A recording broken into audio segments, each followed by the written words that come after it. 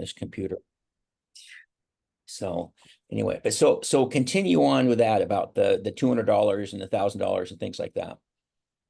Well, I think it's coaching models, right? I think, I think the industry has changed. And I don't think it's saturated by any means, but coaches are around other coaches all the time. So that's all I see on social media is business coach, health coach, fitness coach, life coach. That's all I see. Even though I'm friends with people from high school, I'm friends with all these other people, all I see are advertisements for coaches because coaches are marketing to coaches because we believe in coaching and we buy coaching and we spend money on coaching. So it's an easy target. And I think after trying all different coaching models in the last 15 years, whether it was laser coaching, group coaching, one-on-one coaching, high ticket coaching, membership, mastermind, from a mastermind that's $200 a month to a mastermind that's $1,000 a month, and the $200 a month and the $1,000 a month, it was the exact same content, just presented for different people. So the way I'm looking at it right now is that it depends on the room that you want. So if you want a room of high achievers, of high performers, the price has to be higher. Otherwise, you're going to get people who don't take action, who aren't, movers and shakers. Maybe they're too beginner. Maybe they're scared. They're stuck in fear or whatever. They haven't done the personal work to function in a room with higher achievers, higher income people. And I fully realizing that. I don't know what that means for me moving forward. And I think too, I quote often, thanks to you, because I think you're the one that told me to get the book, The Prosperous Coach.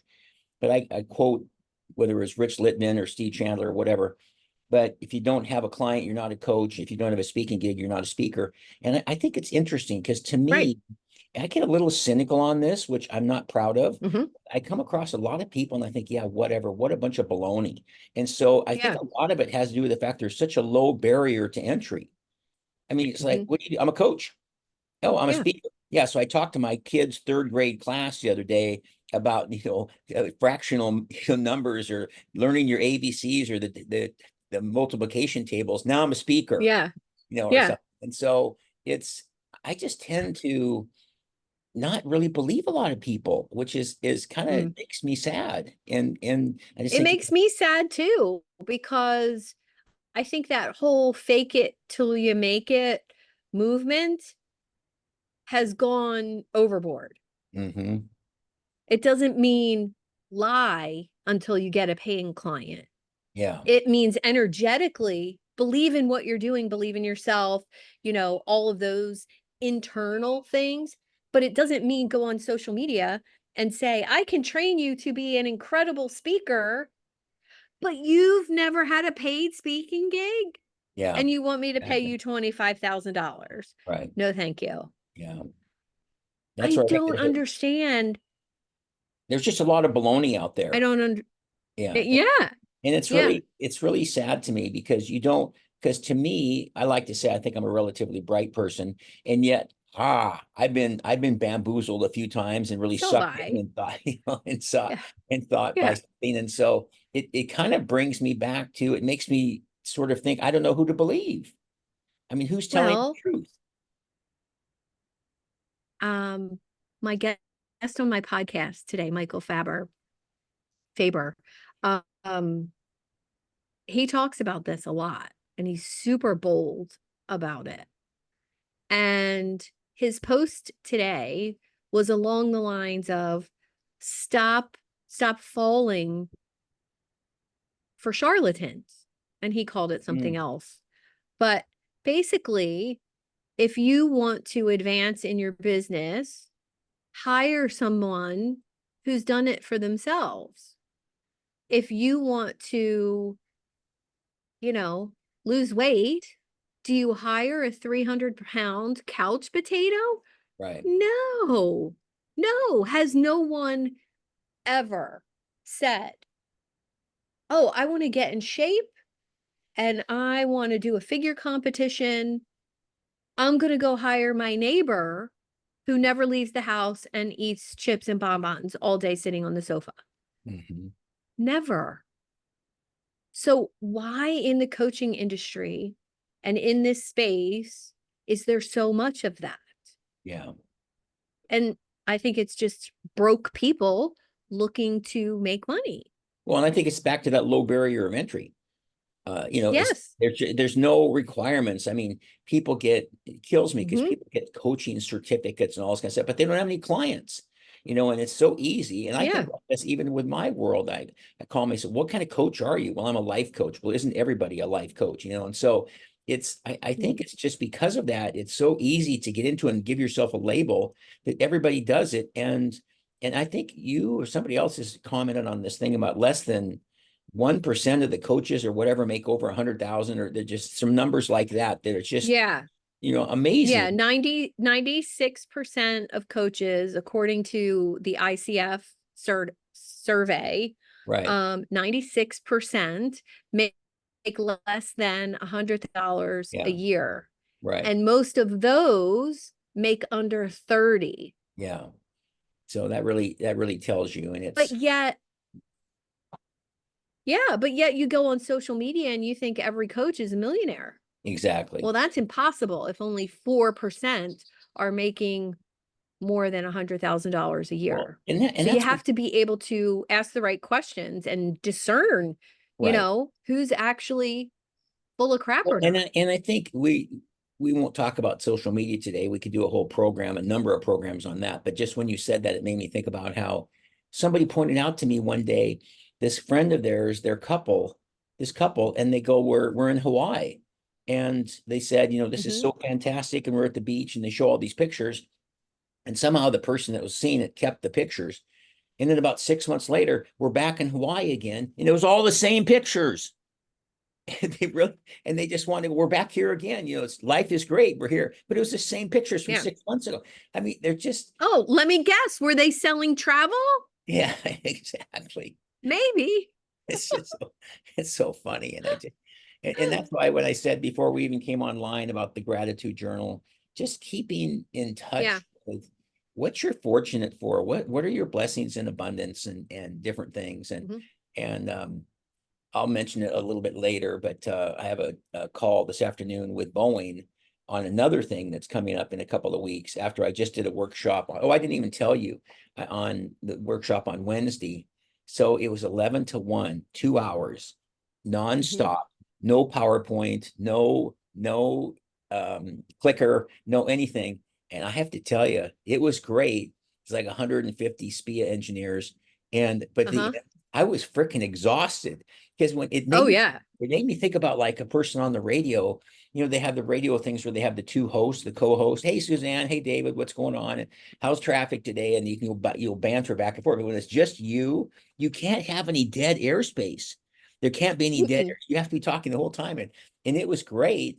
And I've got 4 more of those coming up from them in the next That's 5 awesome. months, which is great. But now Well, they're they need you. They need you. Yes, I know. It's so funny. It's so true. And that's why I'll be interested about the thing this afternoon is going to be a live Q&A on the 25th of July. And she and I are going to have a call this afternoon to talk about it. But anyway, the reason I mention is it just even thinks in my world where I have something like that I can get into a big company like that and do talks Hmm. and Q&A and workshops and things like that. Yeah. And Yeah. there's something just sort of nice about not having to eat what you kill, or go Mm. out and kill what you eat, or whatever the word is. And something that you and I have Yeah. talked about and in fact, that's a good segue back to, and I know we talked about a little bit yesterday, but any other answers to this thing of why so few people show up that register? And is it just Mm. inundated with so many different opportunities? Do they forget? I mean, there's people that registered for my gratitude infusion mastermind. I mean, a chunk, I'd say a third, have never come once that Yeah. registered. I've never even made it Yeah. once. And I can Yeah. look around the Yeah. thing and see them all, and I kind of remember a lot of the people and so forth. So, Hmm. but I guess, does it mean we've got to come up with something different? I think so. I mean, when I started doing events, I'm trying to think, online, at least 5 or 6 years ago, nobody, very, very few other coaches were inviting people to Zoom. They were doing lives or doing live in a Facebook group, but they weren't inviting people into the Zoom room to like interact with them. And it made me different. And I remember telling, I was doing mindset coaching for this very famous coach in his business coaching program. And when I suggested that to him, he was like, that's genius. And he hadn't even thought of it. So he started doing a monthly Zoom event. Instead of some webinar that you send people to the recording, you actually get people in the Zoom room and get to know them and interact with them. And of course, I've learned a lot since then about engagement and enrollment and the interaction in the breakout rooms. And all that's wonderful. But I think it's twofold. There's so many events happening, and most entrepreneurs have shiny object syndrome and are very distracted people. They're not focused like you and I are. So they'll register for 5 different things on the same day, thinking they need it, and then they don't go to any of them. Yeah. Yeah. And then I think there's, to second, like the second reason is people have the intention of coming. Oh yeah, that event of David sounds great. But then the day comes and they don't have control of their calendar. Somebody else does. The people scheduling on their calendar have control of their calendar. And Right. that's bad planning, bad focus. So I think it's both of those things combined. You and I both know Jeff Sarah, and he's referred me to a lot of people, and which I really Mhm. appreciate. And you and I talked about this, and we'll segue into this in a little bit about maybe some new directions for Suzanne, thinking about this from Monday till today, Friday. But he hooked me up with a guy named Tim Hyde, and turns out he is in Australia, down by Mhm. Brisbane, and talked to him yesterday. And we got talking a little bit about the same subject. And I Mm. just thought this was interesting because it's maybe it's obvious, but he goes, people are just completely disorganized. And he says, Yes. I find it all the time. I mean, he says, I've seen people that have 4 or 5 CRMs. They don't even know which ones to use and how to use them and take the time and so forth. And Yes. it's Yes. interesting because I kind of think that's true. And I always joke about I have my little list, and here's the 8 o'clock stretching meditation, 10 o'clock STK Zoom talk, and so forth. And then it goes right down the list. Well, I don't go to bed until that list is filled out. It's already filled out for tomorrow, Saturday, for this stuff, and then I can sleep well. Yep. But I don't think many Yep. people are like that. I think Nope. that's the Nope. I exception. thought I it. think I thought everybody was like that. I don't know about you, but right. I thought I have a paper calendar where I keep track of my digital calendar looks like. So Sunday night, I look at my digital calendar for the week and I put everything in my paper calendar. And right at that point, I look, is there time for me? Is there time for all of my client connection calls? Like, and I have such a boundary around somebody scheduling on my calendar. That's only on Tuesday morning. That's it. Tuesday morning, unless I put you somewhere, Yeah. but I honor it. I honor that boundary, and that's important. Yeah, in fact, that's funny. One of the things on my to-do list, I always have the daily to-do list. I have the master to-do list, all the things I need to get to that I may not get to today, but need to be done in the next week or two or whatever. And one of the ones that's on there is I need to go in and edit my Calendly settings because Mhm. sometimes I have too many. And I really kind Yes. of admire people that they'll send me their Calendly link and I go to it and there's like one thing here, one thing there, Oh, another, that's a must. and that's a very, I've Yeah. got way too much availability. And in fact, Oh, coming back to what was that line you had about availability? Be available, but not, oh, I forget. It was something you said that was, oh, be approachable, Yeah, not coachable, accessible. not accessible. Yeah, that was good. That was good. And Mhm. another thing, back to attendance, I look at people that I really admire and like. I'm drawing a blank. The professor, New England, Boston. Mhm. What's her name? Um, the Dr. Dorothy something Melville, Neville, whatever she is. Anyway, Dorothy Marble. Yeah. Dorothy Martin.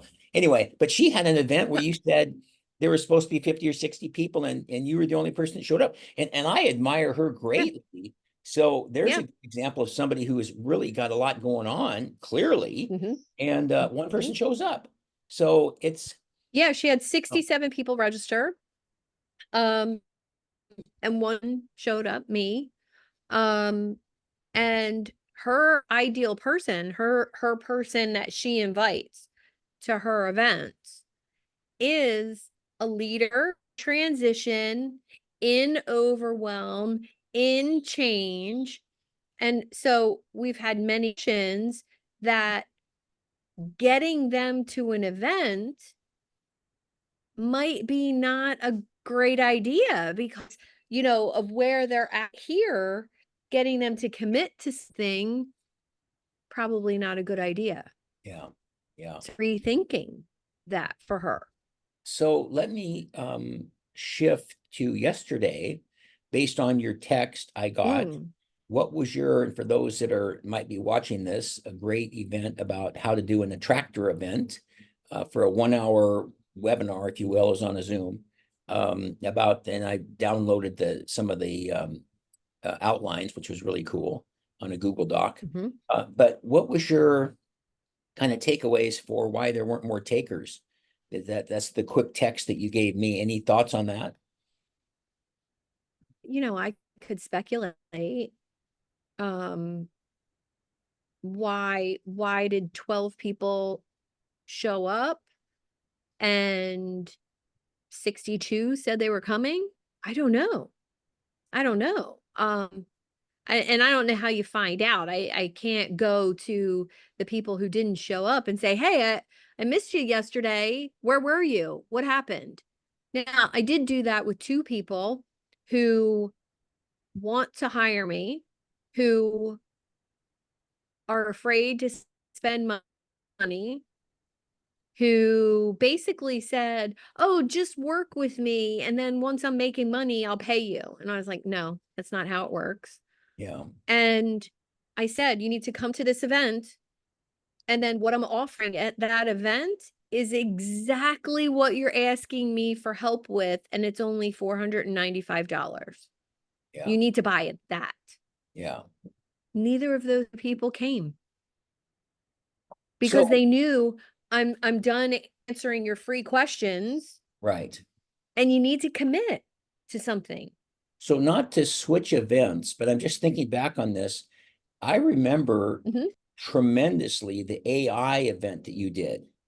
It was like standing room Uh-huh. only. So to Yeah. focus on the positive, why do we think that was so powerful? I mean, it's like I remember it was almost two screens, I think, on, Mhm. what is it, 49 7x7 Yeah. screen or whatever. Why? So any thoughts on why that was so well Mhm. attended, if you will, and then the attractor thing wasn't as much? Yeah, because there was nothing for sale. So people knew they were just coming for my tips, and I'm not known as being an AI instructor, course leader, or whatever. So there was safety in attending that because I don't have an AI program. I don't have an AI mastermind. I teach my clients how to use it, and I wanted to share that publicly. And this happens all the time with me and with so many others, that if I'm sharing something that I'm passionate about, people can feel that energy and they want a piece of it. Yeah, yeah. Hmm. Yeah, I just remember that. It's just the contrast of those two. And the same thing with coach Mhm. conversations and community connect and so forth. And sometimes the breakout room, sometimes the guest speaker. I've thought Yeah. about as I think about taking the Gratitude Infusion Mastermind and morphing it into the Gratitude Infusion Roundtable, and having a guest speaker every week, and then still having the breakout rooms, and then a featured book of the week, and maybe a synopsis of the book or whatever, and then Yeah. a couple activities and so on. But I think you're right, though, and I think it's going to be something I'm going to spend some time thinking about. Is just, is it time to morph, or into the next Mhm. next Yeah. model that really works well? Because to your point, everybody has them. And Mhm. you're absolutely correct. The people that sign up for 5 of them and then don't make any of them, but they think, oh, I guess I could Mhm. use this, and so forth. And I don't know why I always go back to, for some reason, back to high school, when I'd go to people's parties that were having parties, and I just admired the heck out of people that put parties together. And sometimes you go to a Mhm. party and there would be standing room only, and they'd have the beer kegs or the food and all this other kind of stuff. And then you'd go to parties that you'd show up, and now, Dave, you're going to come to my party, right? Yep. And you'd be there, and it'd be like 5 people. And I'd feel so bad for the people that put on the party, but I don't see me putting on a party, but Right. I felt bad for them. And I thought, so what's the difference? Why does one have standing room only and one has 5 per people? And I don't know. I don't know. But it reminds me of Yeah. this thing 50 or 60 years later now, that I think about with this attendance. Because I mean, like the Gratitude Infusion Mastermind, I know we already talked about this, but might be instructive. Whereas it goes along, the very first one a year ago was about 5 or 6, 8, 10 people. And then it was pretty soon 15, 20, and it just kept kind of growing. Mhm. And in May, on May 1st, right, 2nd, whatever it was, there's about 45, 50 people. And then on June 3rd, there's like 15 people. You just go, Yeah. I what don't I happened? It just fell off the roof, so to speak. It was just, I don't know, it's weird. Yeah, and you wonder, is it because you mentioned the paid group is coming? Yeah, Um, that shouldn't be the case, but it right, could be part of it. right. Could be the fact that it turned June, kids are done school, people are more distracted. Okay, that could be another segment of the people. But I think it's a bigger problem than just, oh, booking too much on your calendar. I think it's an integrity issue. At least it is for me. Like, I don't tell David I'm coming to his event if I'm not going to show up. I mean, unless I'm in the hospital, and of course that's happened recently, right? But I don't click that I'm going to something unless it's on my calendar and I'm going. Yeah, And I think right. people have just gotten to the point where, oh, it doesn't matter if I say yes, I can always change my mind, or nobody will know. Right. And that's a little secret that would be a great tidbit. If you register for an event with me, I know who you are and I Exactly. know that you have shown up. Well, and Like, when you sent me the I don't text know. yesterday, Mhm. I could get my phone, but integrity, follow through, ghosting, things like this. Yes. I told you about the text I Yeah. got from this gal 10 days ago. I mentioned to one of my buddies, I think, and it was kind of a detailed text Hmm. at some company. I know I told you, and some company, and so it's going to be a few days and so on. So I read it to a couple of my buddies, and they go, oh, no, she'll get back to you. And I read it to my friend STK in Marlton, New Jersey, and she goes, no, you're getting ghosted. And it turns out Suzanne was right. You're done. And I just thought, why did you go to all the trouble exactly to say, well, it's Hmm. company, it's going to be a few Hmm. days. I'm really sorry, but I'll be getting back to you. Have a great afternoon. Signed, Ruth, and so on and so forth. Yeah. And if anything, it makes me laugh. But it's a good, I love the word segue. It's a good segue into, I think, something that can help you and me and the listeners, if you will, the viewers, is it just depends on what you want to focus on. I did a video just a Yeah. few days ago when I talked about this exercise I heard years ago. You're on the car, you're skidding on ice. If you focus on the open space, your car will go to the open space. If you focus on the tree, your car will go to the tree and Yeah. crash into the tree or the telephone pole. So what are you Yep. focusing on? And I was talking to an old girlfriend the other day, and she was saying a bunch of stuff about, she was mad about this. And I said, wait a second, you're beating the heck out of yourself. 95% of what you've done in your life has been good. Why are you focusing on the 5%? That's what you're doing. And we all make That's just mistakes. And gee, our brain. And I know, but at least if you're aware of it, you can kind of at least try to correct it, which is why I love, again, the Yeah, two journal so much. But I think that it's yeah, just interesting how any of these things. So I thought of yesterday. So I had that gal ghosted me. I had a couple other people that haven't gotten back to me yet, and I could give you a list, but that would be boring. But then I thought, well, wait a second. What about the gal from Boeing? We have our call today at 3 o'clock. And I thought that's really good. And then there was another email from another gal from Boeing about a couple other things. And then I had to talk to the gal in accounts payable about how to get paid from Boeing. Those were all good things. Well, do you want to focus on those, or do you want to focus on these people that haven't gotten back to me? And so I think yeah. back focusing on the empty space versus the tree, that's maybe the Mhm. biggest reminder that I've had, is that Yeah. Suzanne, David, everybody goes through this. We all experience, well, which do you want to focus on?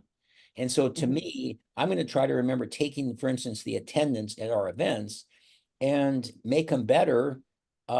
Just Yeah. not let it bother me, or just don't do them anymore, and heck, Well, that's where I think I'm at. Like if it's gonna bother me, then don't do it anymore.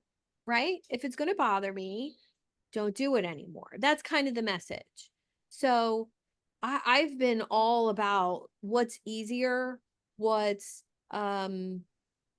what feels less stress, what feels simple. Um, and that's always relationships with people.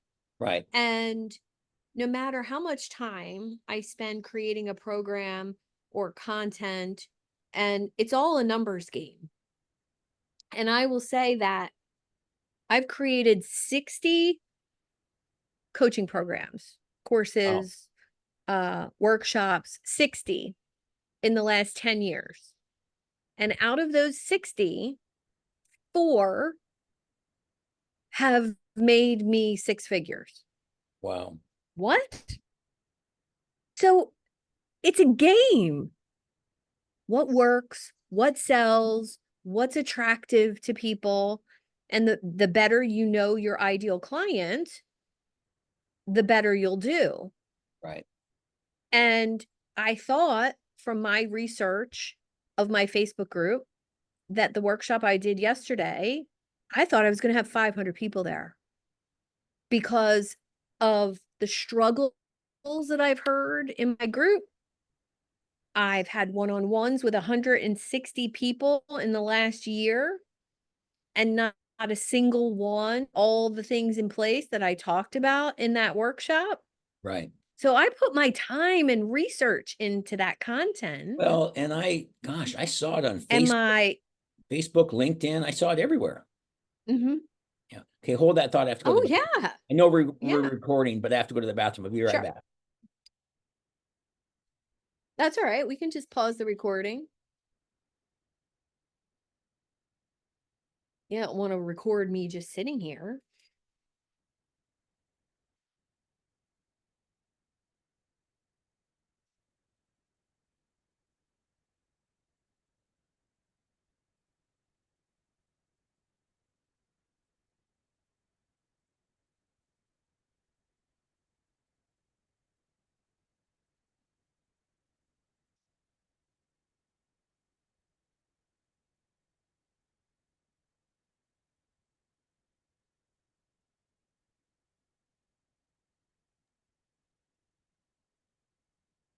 Okay. Sorry for the interruption, folks. Anyway, so Okay, no what other worries. lessons are you taking away from that? Like you said, you were thinking like 500 people. Like I said, I Yeah. have posting something. I saw it on LinkedIn. I saw it on Facebook. I'm trying to think if I saw it somewhere else too. In addition to the emails and all that kind of thing. And Mhm. so I just think maybe the bigger question is what you posed earlier, is what's the solution? You and I aren't exactly two people, as well as we know each other, that take our ball and go home. So that's not really one of the answers. But I wonder Yeah. what other options we have. Well, if I really get into my psychology of this, instead of, oh, poor me, only 12 people came. Those 12 people are huge fans of mine. So I appreciate that. So just being in that, what about all the kind words that numerous people said during the event? Um, the fact that people wanted to stay after and still talk to me. I don't know, just to be in the positive of it. Yeah. But then also think, if my followers and Facebook group is saying that they need to learn how to attract people to them, and I'm going to give them some solutions for that, that's scary. That's, oh, well, if I go to that and I learn how to do that, I won't have any excuse anymore for not being successful. Right. Oh, so in a way, if you ask, like I asked my accountant, how can I do better keeping track of my finances? He told me, let's move you to QuickBooks. I'll have access to it, blah, blah, blah. He told me that in January. Have I sat down with him to learn it and get it all set up? Yeah. No. Yeah. So it's not that I don't want it. I do want it. I'm afraid of it. It bothers me. I Yeah. don't want to learn it, but I know I need it. Yeah. So in a way, it's a form of self-sabotage. But But it being, all comes back to not showing up when you say you're going to show up. And I could care less who the people are that didn't show up. I'm going to challenge people to get focused. I mean, if that's what it comes down to, that your calendar's too full and you're overbooked and you're not in control of it, that's everything I'm against. So let's dial it in and get focused. yeah. Well, I think a lot of it is, they say that, what is it? Just being aware of something's half the battle, and then doing something Mhm. about it is so, whether it's self-sabotage, the imposter syndrome, whatever it might be, just being aware of it and then just trying to, like, I use the gratitude journal a lot, is if I'm going down the wrong path, I grab that journal, start writing in it again, and it really helps me. And then sometimes I go back and Yeah. reread it. But I mean, a perfect example to me is like, and this is what we just, if we can pay attention to this and be aware of it and then nip it in the bud, not let it get somewhere, is that, I love your hair. Oh yeah, but see this right here? See these right here? This is kind Yeah, of, looks a little dark see, right there. that's darker. That could be, I go, stop it, and it's, but it goes back, it isn't just hair, it isn't just looks, it goes back to, I love the dinner. Thank you so much. Oh, the beans were overcooked. Don't say stuff like that. Stop Oh, it. Sue, I love your smile. Oh yeah, number 8 is chipped right here. Number 8, spoken like a true Mhm. hygienist. I know, right? But it's so true. And as I say, being aware is just half the battle. And that's why I like that, whether it's 95-5 or 90-10 or whatever, it's just that, Mhm. gosh, sometimes I want to take like some sort of rubber mallet and just sit there and hit myself on the head and just go, stop it, stop it, Whack-a-mole. stop it. And I don't understand why we're that way. And why do we say, well, the Mm. beans were overcooked, when somebody says, what a fantastic dinner. My mother died 40 or 50 years ago. And I may have said this before, but I just loved what she said. And she said, when you get a compliment, whether it's on your dinner Mhm. or your Yeah. hair or the teeth clean or whatever it is, she says, you got 2 options, and 2 and only 2. And there's nothing else. Number 1, thank you. That's number 1. And Thank you. number 2 is thank you. That's nice of you to say. And that's it. Those are the only, don't say, yeah, but I missed number 8. I found this is a little darker here. It's like, and so, it's Well, just, I have a great example. Somebody introduced me to somebody, and I was really interested in what she does for a living, only because, I have an assistant in the Philippines and I have an assistant in India. And so English is their second language, and that's what she does. She helps people um, with English as their second language. And we get on the Zoom, and she says, I'm going to need a minute. I'm a little starstruck right now. And I went, with who? you're looking over your shoulder. I was like, is somebody here? Oh, that's so funny. That's so funny. That's so funny you would use that term. because I remember doing a speaking Mhm. gig in California at a big winery, brewery type place. And then I met the two gals I'm in deal with, and the gal said, I'm just kind of starstruck meeting you, and I thought, and I'm like looking around like, who are you talking about? It What? can't be me. Who's here? It's also relative. So it's sort of funny. So Yeah. let me ask you, I know we're recording this, of course, but do you want to talk a little bit about the journey from Monday to today? About any time you had to Sure. kind of think about with a pad of paper or sit down on the lawn, Yeah. go to Starbucks or whatever you were doing? Yeah, I have realized that um I don't want to do what I've been doing. And that's kind of that hedonic treadmill, before I just had surgery 6 weeks ago, and I'm in this process of I've lost almost 30 pounds, getting back in shape. I have more to go. So I'm working on me at 57 for probably the third or fourth time in my life. And there was this moment last week where I said, this is the last time I'm doing this. It's the last time I'm recovering from a period of not taking care of myself. It's the last time I have to lose more than 4 pounds or 5 pounds. It's the last time I'm bringing the focus back in to here. And that was really powerful for me. But that also means if I'm going to honor that, the external world needs to change. Meaning, how many clients do I have? How much time do I give each one of those clients? How much time am I spending recording videos, doing a podcast, sharing content? I don't want to do it anymore. And if that's the case, well, how do I meet people? How do I get clients? And I think for me, 95% of my clients have come from having conversations and referrals. So why am I doing anything else? And as a high value coach, and I've talked to my mentor, Mary, about this, she charges $1 million to work with her. So some major, major companies hire her. She brings in other people if she needs them, but her coaching starts at $1 million. And she's not trolling social media, posting content, hoping to get a client.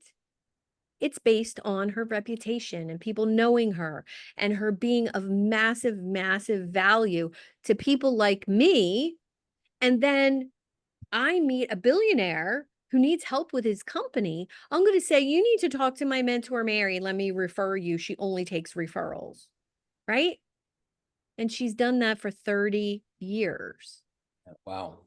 And it's this reminder that all these things I've been taught, and every coach is guilty of this.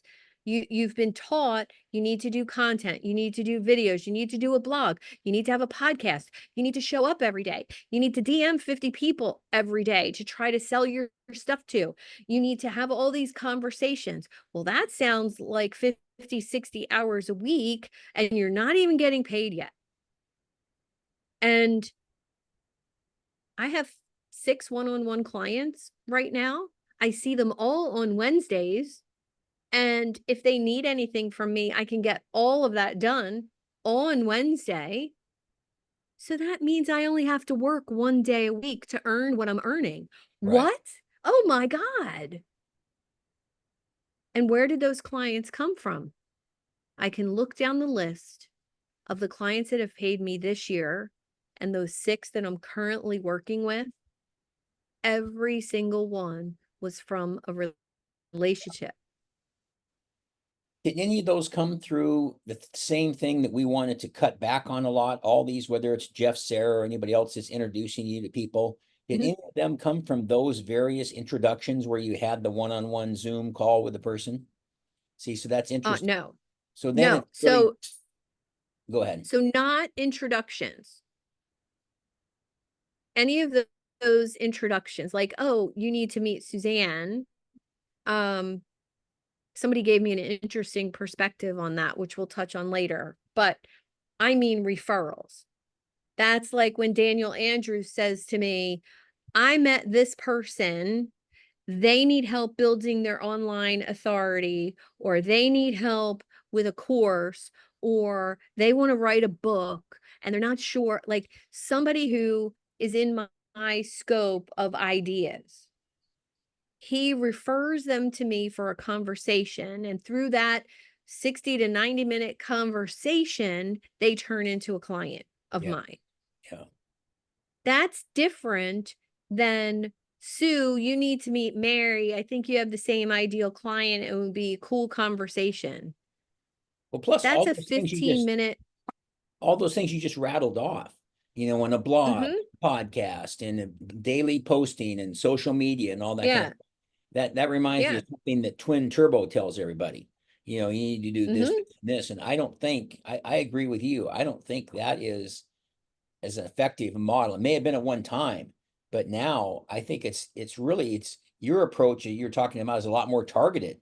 Other one is just like a shot Yes. approach, just scatter Yes. everybody. But you can't do what I'm doing without the authority piece.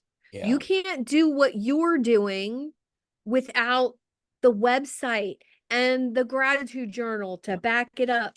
You have to have not only the assets in place, but the freaking experience in Yeah. place to do what I'm suggesting And here. And if and you're a new coach, you can't do that. you're You absolutely can't right do too, that. because some of it just takes time. I mean, there was Yes. no cliff notes. There's No. no condensed versions. Blinkist, I listen to Blinkist once in a while. It condenses the books and stuff. There's none of that works. And you saw recently that I had 10,000 subscribers on YouTube. Well, I noticed something that happened when I started in 2007 and it continued to build. It's just been consistent, consistent. I don't think I've missed a day posting to YouTube in a year now or something. So 7 days a week, Mm, and they're just 15 to 20-second videos. But I'll tell you, it yeah. makes me smile because this is where consistency pays off, back to creating authority, which is what you just talked about. And Yep. I would notice, like, even some videos, we'll post this one on YouTube, someone, and we'll do chunks on it too, but that you and I have 40 or 50 views, and then this one might have 100, and then occasionally there's one that'll have 3 or 400, and so you can kind of tell, and it's the Mhm. topic, because you're not Yeah. using thumbnails typically on this, so it's the topic or the title. So I'm looking through the other day, I just started laughing because I had one that I thought was such a clever title. And because I've used this in my talks before, and it says the title was "You Meet Respectable People Where Respectable People Gather. If you're looking to find mountain trout, don't go fishing in a herring barrel." And I just think it's hilarious. And I looked yesterday, it has 7,000 views. You know, exactly. Mm, And I just went, oh my God, you know, and so, but it's consistency and it's the authority. And I know yeah. that, to your point, where they said starstruck to Suzanne or David, it comes back to, you do get that authority built by saying, oh, I recognize him, I recognize her. Now they have Mhm. some authority, and that gives you more Mhm. credibility. Yeah, and it has to, when I research somebody, I want to see, does their does their message on their website match social media? Does their website, and I can tell if somebody's web is a template that they just typed in different words, Right. or is it original? I can tell the difference. Um, I can also tell if they're a coach, are they part of a coaching franchise? There's many people who decide they want to be a life coach or a business coach, and they buy a coaching franchise. And that coaching franchise gives you a website with your $900 a month or $1,500 a month, whatever you're paying for the franchise. Well, every single one of those business coaching websites says exactly the same thing, Mhm. and people don't change it. I'm like, Right. oh, I could help you. I could help you stand out. I can help you look different. So Right. when somebody researches you, I just found this website where I can type in my name, Suzanne Taylor King, in quotes, and then I put Suzanne Taylor for before I was married, in quotes. And it listed every podcast I had ever been on as a guest Wow. Wow. in 15 years. Geez. Wow. And I thought, oh my God. And somebody told me about this. And I was like, thank you so much. This is unbelievable. And I immediately sent it to my assistant and I said, take all those podcasts and put them on a spreadsheet. Mm-hmm. And he said, why? I said, I will have a database of information to send people of me talking how I talk. Yeah. Instead of sending them to social media, I can say, you know what? You're struggling with your standing out and getting a name for yourself. Here's 3 podcasts where I talk about that. Give these a listen and then let's have a conversation. It's more authority. Yeah. Especially if the podcast is from 5 years ago and I was talking about it then. Right. Unbelievable. So So, talk to me more a little bit about some other revelations from this week during the you kind of how you're going to kind of put it into practice. yeah. Well, I think to me, it's all about honoring not doing things. You know, I've been taking away things since January, and we've talked numerous times about deleting things and taking things away. So I made a list of 25 or 30 people that I want to deepen my relationship with. I want to refer more business to them, and I want them to refer more business to me. I don't need more than 30 of those people thinking about me in that way, and I don't need to think about more than 30. And I was very strategic with who I picked. And then I thought, I'm going to honor the 3-day work week. I've been saying for years, I want to work 4 hours a day, 3 days a week. It's entirely possible for me to see all of my one-on-one clients on Wednesdays. That's 6 hours worth of work and be done for the day. Tuesday and Thursday, record podcasts, do content, or maybe just write something, or maybe speak somewhere, or maybe be out in the real world, sitting at Starbucks, inviting 3 people to have a business conversation. That's what I want my life to look like. And I want my book finished, and I need 2 days a week to write. You know, you mentioned Wednesday, and I also thought it's interesting. Do you spread something out? Do you put it all on the same day? Mhm. For some reason, I knew this talk would go fine on Wednesday, but I just felt the pressure. In fact, Mhm. it was over. There's some Q&A and stuff. So the whole thing, I logged on about 15 minutes ahead of time and talked to everybody, and then the 2 hours and 15. So call it 2.5 hours. I just went to my favorite breakfast stop and had breakfast because I got to get out Nice. here. I just have to do so and so. But do you like doing all the coaching on one day? Yes. Isn't it kind of I tiring in some ways? No. And I will tell you why, because there's no task switching. Mm, That's what tires me out. Going from client to discovery call, to get to know you call, to a webinar, to a speaking event, then to a networking event. I hate that because it's different Sue that has to show up. right, Do I show up like I'm looking for clients? Do I show up powerful? Do I show up as a speaker? Do I show up as a coach? That's energy wasted every time you switch. And just like doing things on the computer, if you go from editing videos to sending emails to reading a book, every time you switch tasks, it takes about a minute or 2 for your brain to right, catch up to the new task. right. And so I found that having all of my clients in one day, and after each hour-long session, I have a 30-minute buffer before the next one, which means I do their summary email. I put all of my notes in their spot in Evernote. I send them whatever they need and make any introductions that we've talked about. Yeah, nice. And then it's done. Yeah. That's a good point about task switching, which reminds me a lot, of course, of multitasking. Mhm. And can you really multitask? And it's so funny. I heard both sides of it. You can definitely do it, and you definitely shouldn't do it, and your brain Mhm. can't get as engaged, and it takes that minute or two or three or whatever. But Yeah. I also look at it as left and right brain. Like I love listening to a podcast and then folding clothes at the same time. So I feel like I'm getting a lot done. So sometimes if it's left or right brain, you can do it, but I can't talk to you and do a phone call at the same time. That's not going Right. to work. And so, but that's part of that, something we don't know if we've talked about before, but I've always been fascinated by. I'll let you speak for yourself, of course, but it's always been a problem of mine. I don't understand this incredible drive to accomplish so much every day. And if you don't Uh, accomplish it, you don't really even deserve dinner. I mean, what yeah. you can't, you need to go do more stuff before you get to go sit down for dinner or whatever. Where does that come from? It's just like, God, I don't know. and that's why I love to talk to myself sometimes. Like, can you just relax? Can you just Mhm. take a break for once in a while? Do you have to Yeah. take this breakneck speed all the time? Gosh, Oh, I don't. that's me all the time. Is at the end of the day, my brain goes, you didn't get this done, you didn't get that done, you didn't do that. I don't want that Yeah, anymore yeah, because I get more done, and I know you do too. I get more done in one day than my assistant does, and he has 8 people he works for. yeah, yeah. What?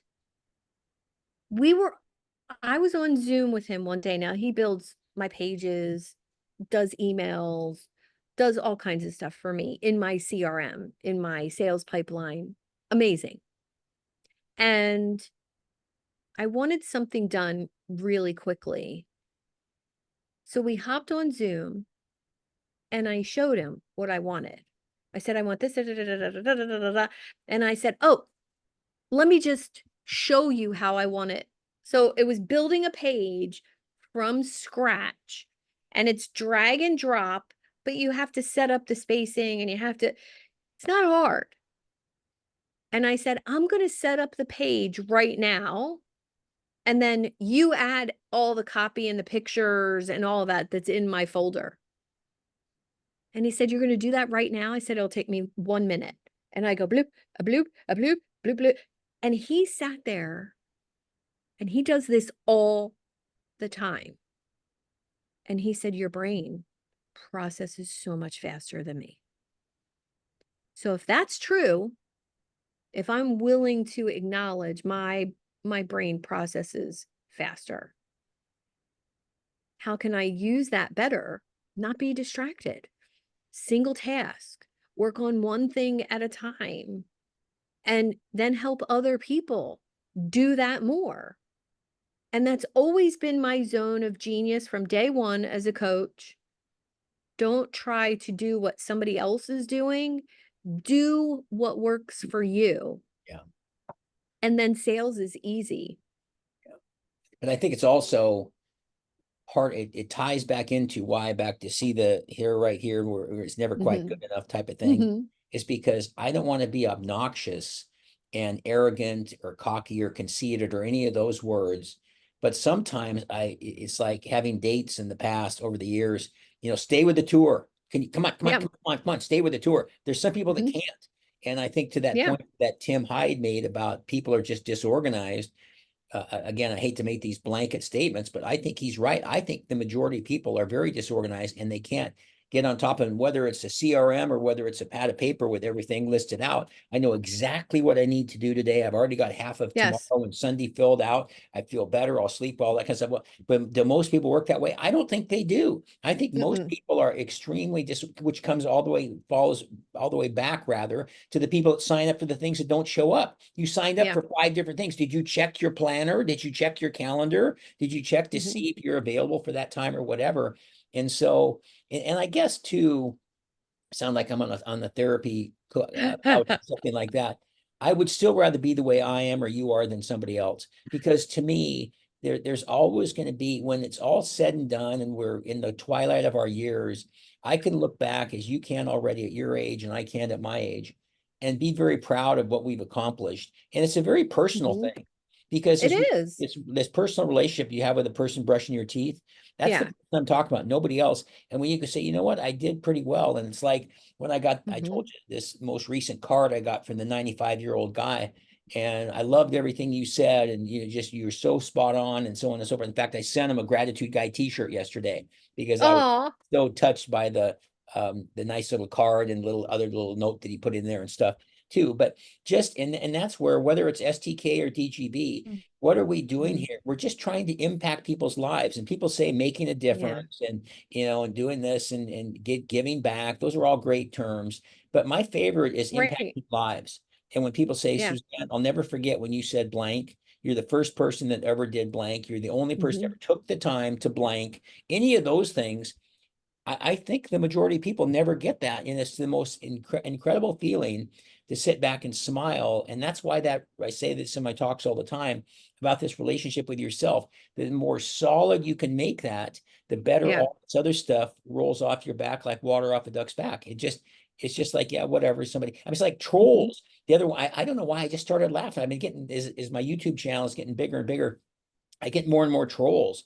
And one the other day, it just made me laugh because the comment was to whatever I'd done on the video is, give me a break.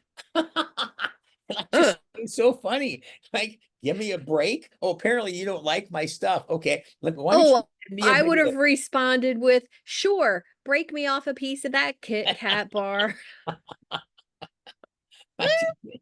And, oh, there's other But ones. that's how you know you're on the right track. When Exactly. you get, I made a very vulnerable post in my sales group that I'm in. So I Mhm. have a sales coach. He's amazing. I refer lots of business to him, companies that need a sales trainer, right? And I'm in his group. And I made a post wanting feedback from the other salespeople in the group. And there's some pro salespeople, some coaches, a little bit of everything. And I said, how do you deal with unqualified prospects getting on your calendar? So people who book a call to talk about working with me, they don't answer the questions, or the questions, when they answer them, they're not an ideal client for me. Right. How do you handle that? And all great answers. I loved what so many of the people said. And then this one guy says, not a very charismatic post, Suzanne. And I said, thanks so much. But just FYI, part of charisma is vulnerability and not being afraid to ask questions of your peers. Exactly. Yeah, exactly. Exactly. That's And I just thought, there's so much in the online space that you can feel bad about, right? If you choose to look for the trolls or the people that say something negative, and the politics, I ignore all that. I ignore politics, I ignore religion, and if somebody comments something negative, I usually delete the comment because I don't want to engage. But that was just funny to yeah. me. Not a very charismatic post, Suzanne. I think that's funny. But okay, you're funny. You're funny. Well, Um, it makes but you I wonder think what it's a kind of life they confidence. have. What kind of Well, life do people have hiding behind their computers? It's just like bullying, cyberbullying, or any of those things. yeah, I just, yeah, wow, you must feel pretty good sitting in your little hole in the wall in the basement apartment and criticizing everybody around you and so on. And yet it's so common, which is why I've often felt that social media is the best or the worst thing that's ever been invented. yeah, You could argue so easily on either side, yeah, and I think so. especially with kids, especially with kids. I mean, some of us are adults like you and me. It's one thing that you can develop, as I always say, the Teflon or the armor to protect you from the Mhm. negative gamma rays. But the kids that are vulnerable and They where can't. popularity, they can't. And it's really challenging. Yeah. Yeah, I think it's really hard for kids to decipher. I remember when my son had long hair for a long time until he was like 13, and then he decided, I mean, he had it short when he was little, then he decided he wanted to let it grow because all of his friends were. And when he got it cut short, oh, he got made fun of. He got made fun of when it was long. He got made fun of when it was short. And I basically said to him, I said, well, do you see the irony? The same kid that made fun of you when it was long is making fun of you now that it's short. Right. And he was like, oh, yeah. I said, ignore that kid. Well, Yeah. it's really hard when he's in your face. Yeah. And I said, just tell him he's jealous because your hair looks good and his looks a mess. Hmm. And he was like, my son was like, oh, do you think that's why he's making fun of me? I'm like, yeah. All bullying and making fun of someone else comes from people's own insecurity, Yeah. period. Kids can be So I so don't know. kids can be so incredibly mean. I ended up going the way it worked Oh, out yeah. in school. I went to 10, 20, 30, 40, 50, the reunions. And I remember thinking, I don't know if I really wanted to go, but I thought, well, I might miss it. I think I'll at least go and experience it. And I do think it was especially interesting by 40 or 50, how many kids, people, adults now, whatever, almost to a T, all the really popular kids that are criticizing Sean or anybody else are Yep. the ones that are the least successful, and the bookworms and Yep. the people didn't say much are the ones running companies and stuff now. So it just Oh my that God. popularity is not all that it's cracked up to be. Yeah. My mom told me about that in high school, and I didn't believe her at all. And now, 40 years later, totally spot on. Yeah. Yeah. It's hard to believe it at the time because you see the kids like that movie Mean Girls or any of those things, and everybody wants to be the Hmm. popular, be in the in crowd or Yeah. whatever, but it doesn't pay off in the long run for sure, almost for Yeah. sure. So, But I think, just to get back to your question, Monday I said I don't want to do this anymore. right. That that didn't mean I don't want to be a speaker or a motivator or a coach or a guide or eudaimonologist. That's part of who I am as a person.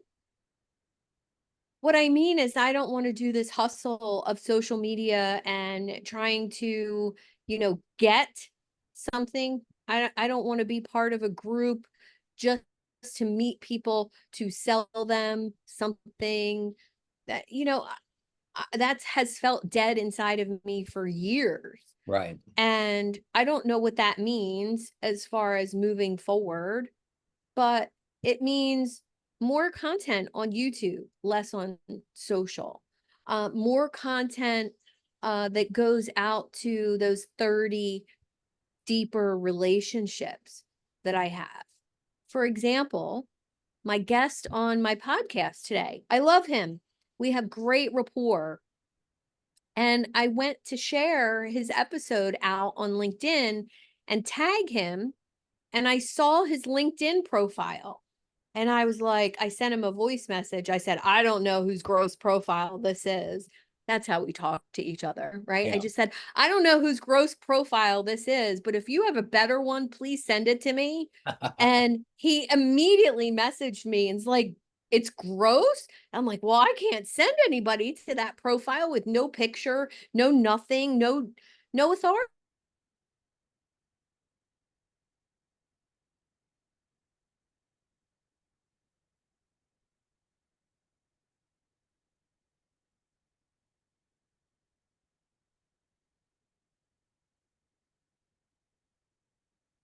Okay, I'm back. I don't know what You're happened. back. There's a Must have been glitch. saying something powerful there.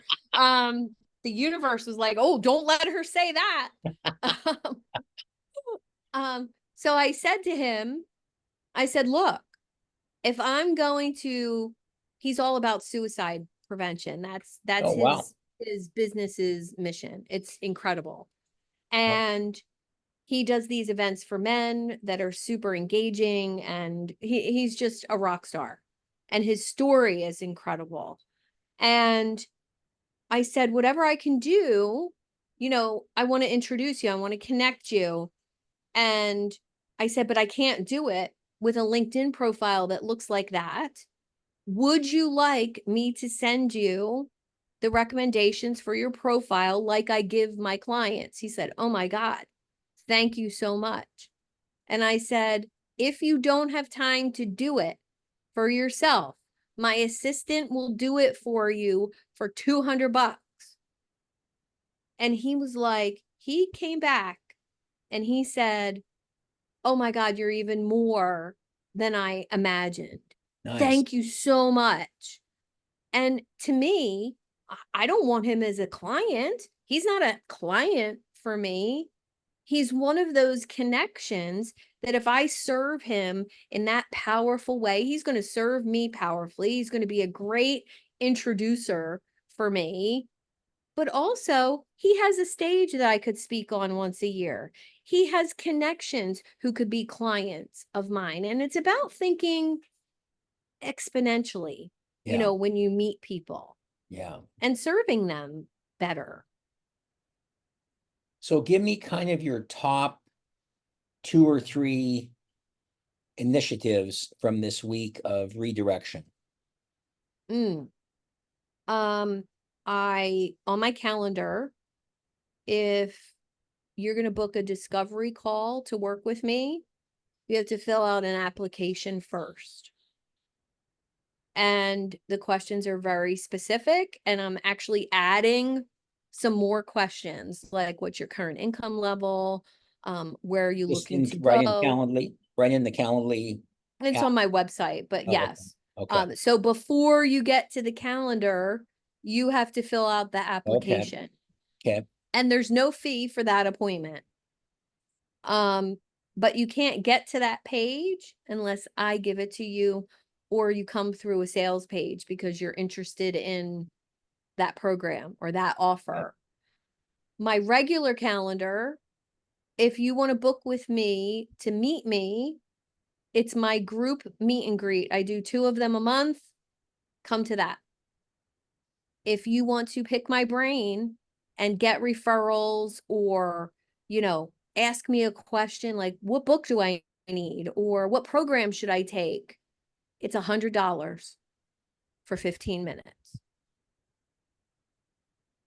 And I have plenty of really close connections who need the information that I have, and there's no reason to be giving that away for free all the time.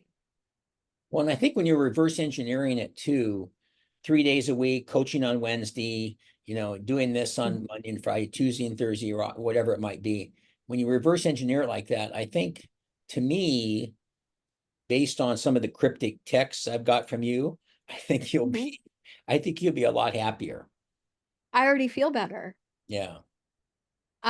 Every morning this week, I've gone on a 5 to 8 mile walk by 6 a.m. Nice. I'm home and showered and dressed by 9. I don't start work till 10 or 11. My house is cleaner. My family's more well fed. My dog has lost weight this week because she's not hot and goes on a walk with me that early, Yeah. right? Um, I feel more purposeful, and there's nothing digitally that I need to do unless I want to. Yeah. Yeah. That's good. That's Yeah. good.